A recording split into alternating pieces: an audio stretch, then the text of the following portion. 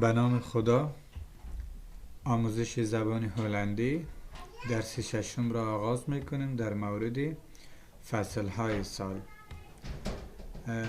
که به هلندی میشه سایزون. سایزون میشه فصل. خب ما 4 فصل داریم. بهار میشه دلنتا. تابستان میشه دزومر. خزان میشه هرفست. زمستان میشه وینتر. تکرار میکنم: دلنتا، دزومر، هرفست، وینتر.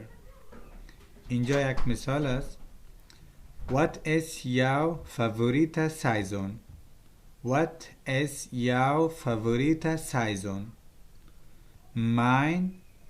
Mein favorite season is Lenta. یا میتونیم بگیم Mein favorite season is Lenta. خب ترجمهش هم اینجا نوشتیم. این بود درس ششم. امیدوارم آموخته باشید. خدا یار و نگهدارتان.